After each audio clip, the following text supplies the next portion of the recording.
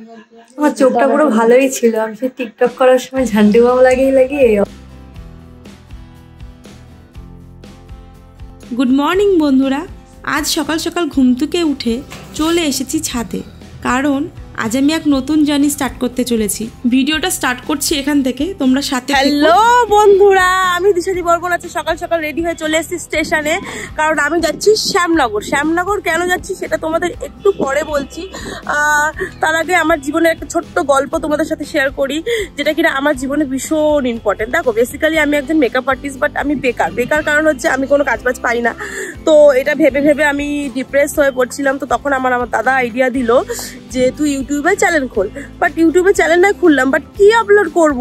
সেই সাজানোর ভিডিও সবাই তো দিচ্ছে, নতুন কিছু ভাবতে হবে। তো অনেক ভেবে ভেবে ভেবে আমি একটা আইডিয়া বার করেছি, যেটা হলো ঘরের খেয়ে বনের মোষ তাড়াবো।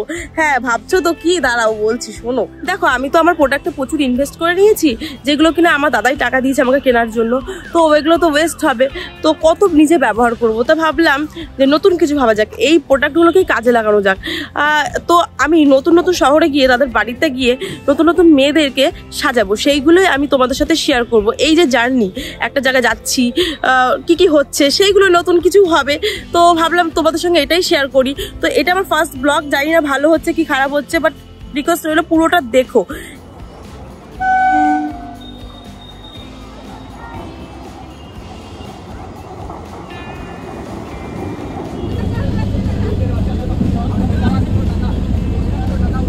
গাইজ, আমি চলে এসেছি শ্যামনগর। দেখো, পেছনে বোর্ডটাও রয়েছে। এখন যাচ্ছি সঞ্জনার বাড়িতে, তো তার জন্য আমাদের অটো ধরতে হবে। তো চলো দেখি কত দূর বাড়ি।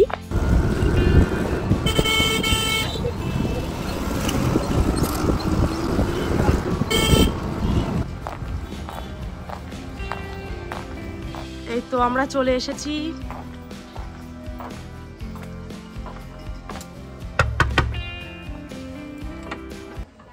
এই যে আমাদের মডেল, খুব মিষ্টি। হ্যাঁ, খোলো।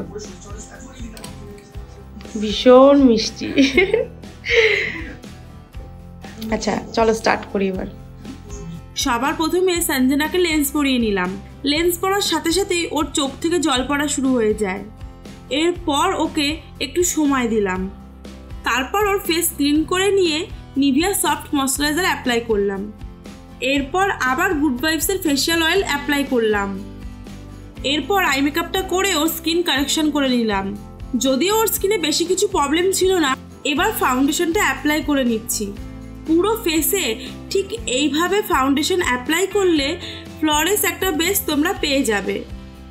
যেহেতু সঞ্জনার ফেসটা পুরো ক্লিন, এই কারণে আমি ওর ফেসে আজ ম্যাকের ফাউন্ডেশন অ্যাপ্লাই করছি। ম্যাকের ফাউন্ডেশন ভীষণ ন্যাচারাল সফট একটা বেস ক্রিয়েট করে, যেটা ওর স্কিনে ভীষণ ভালো লাগবে। এদিকে আমার মনটা খারাপ হয়ে গেল। ফাউন্ডেশনটা সম্পূর্ণ ব্লেন্ড হওয়ার পর ওর চোখ থেকে হঠাৎ করে জল পড়া স্টার্ট হয়ে গেল। আসলে সঞ্জনা এর আগে কখনো লেন্স ওয়্যার করেনি, এই কারণে ওর চোখে একটু প্রবলেম হচ্ছিল। কিন্তু আমি ভাবছি এখন ওর বেসটাকে ঠিক করব কি করে। আমি ওর চোখটাকে একটু অ্যাডজাস্ট হওয়ার সময় দিয়ে ওর হেয়ারটা চটপট করে নিচ্ছিলাম। এবার যেন তেন করে ওর বেসটাকে ঠিক করলাম এবং ওকে বললাম তুমি চশমা পরেই বসো। ইনফ্যাক্ট এইভাবে ওর মেকআপ স্টার্ট করে দিলাম। তোমরা যারা ভাবো মেকআপ আর্টিস্ট হওয়া খুবই সহজ, একটু মেকআপই তো করে এবং শেষে এত টাকা নিয়ে বাড়ি ফেরে, আসলে বিষয়টা এতটাও সহজ নয়। আমাদের সব রকম পরিস্থিতির জন্য প্রস্তুত থাকতে হয়। এবার একে একে কন্ট্যুর, ব্লাশ, হাইলাইটার অ্যাপ্লাই করছি।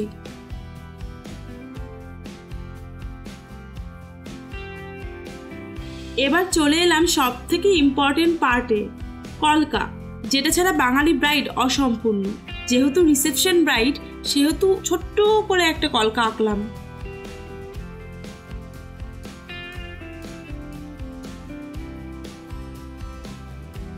এবার ওকে একদম নিউড শেডের একটা লিপস্টিক দিলাম, যেটা ওর ফেসে সুন্দর মানিয়েছে।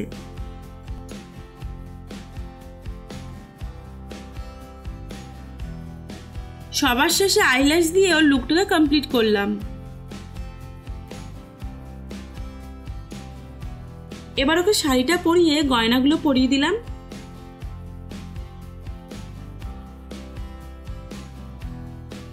আর এই যে এখানে বিয়ে কমপ্লিট, মানে সিঁদুর দান। দেখো সিঁদুর পরে সঞ্জনাকে কত সুন্দর লাগছে।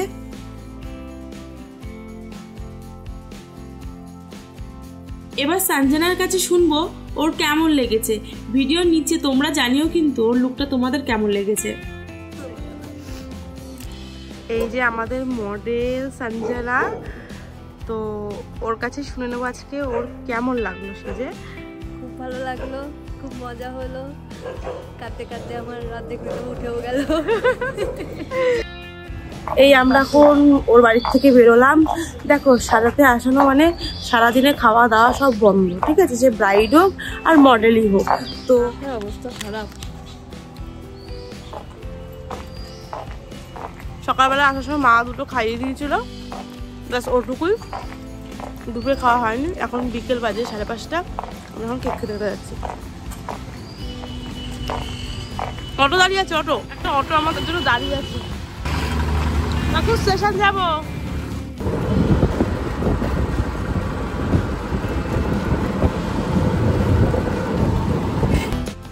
তোমরা সবাই হয়তো জানো শ্যামনগরের পোষকালী মন্দির, যেটা ঘাটের পাশে, ওটা খুব বিখ্যাত। তো আমরা ভাবছি যে কাজের শেষে একটু ঘুরেই যাই, মায়ের দর্শন না নিয়ে গেলে হয়। এই তো মেঘনা চাইতেই বৃষ্টি। এসেছিলাম মায়ের দর্শন করতে, এসে দেখি বিশাল বড় মেলা বসেছে। বাপরে বাপ, এত বড় মেলা, সে তো ঘুরে শেষ করাই যায় না। এসেই প্রথমে গেলাম মায়ের কাছে। মন্দিরের ভেতরে ছবি তোলা নিষেধ ছিল, যার জন্য তোমাদেরকে মাকে দেখাতে পারলাম না। সাথে আবার বইমেলাও বসেছে। দাঁড়িয়ে দাঁড়িয়ে দেখি এরা কত সুন্দর বেলুন ওড়াচ্ছে।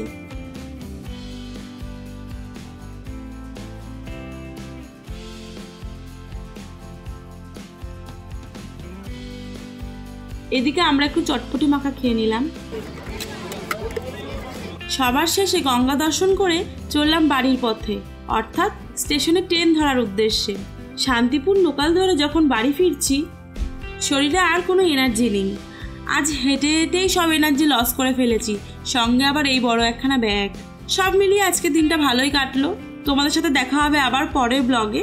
ভিডিওটা ভালো লাগলে লাইক, কমেন্ট, শেয়ার করো। সবাই সুস্থ থেকো, ভালো থেকো।